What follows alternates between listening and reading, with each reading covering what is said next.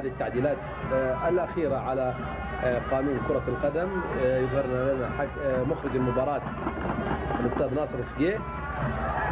هجمة لصالح النصر، حلوة خالد يلعبها عرض تمر بالعقايم ترجع لوليد، جول نصراوي، جول نصراوي أول في الدقيقة 40 من شوط المباراة الأول.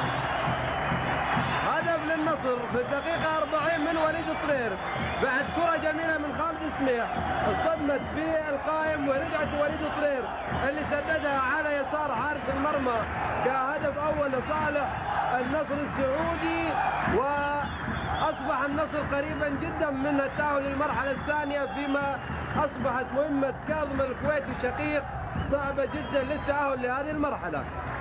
كرة الآن لصالح كاظمة، اللعب لي شوفي عدلها بالبطيء، كرة صدمت بالقائم ورجعت لوليد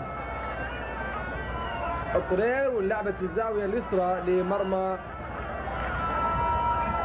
فريق كاظمة الكويتي. تلعب لها الكرة لصالح كاظمة عند رياض الأحمري اللي يطمئن عليها لحارس مرمى خالد الصبياني. رجعت الكرة الآن لوليد، أبعد من حيث جمعنا الكرة وسددها وليد كهدف أول لصالح النصر. وليد صاحب الهدفين حتى الآن في الكويت وفي الرياض.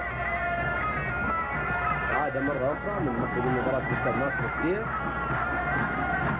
سعد فرير مدافع كاظمة يلعب كرة عرضية حلوة لخالد سميح، حلوة يا خالد، وضربة جزاء للنصر، ضربة جزاء للنصر بعد مراوغة جيدة من خالد سميح وتمريرة أيضا من محاسن الجمعان. ضربة جزاء للنصر، ضربة جزاء نصراوية، ويقترب النصر الآن بشكل كبير وشبه مؤكد إلى المرحلة الثانية من هذه البطولة. وضربة الجزاء عند فهد الهريفي، فهد الهريفي وعبد الله دشتي.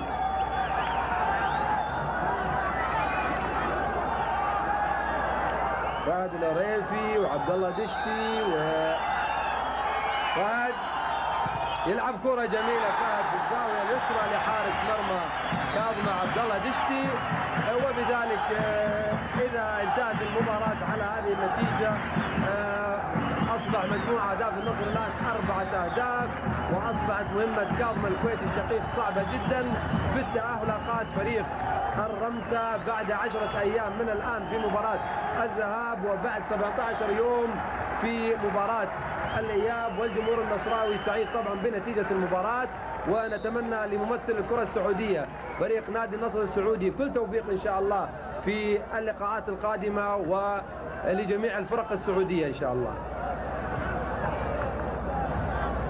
لعب كرة لخالد الصبياني، سعيد الغامدي قطع كرته لقاسم حمزة.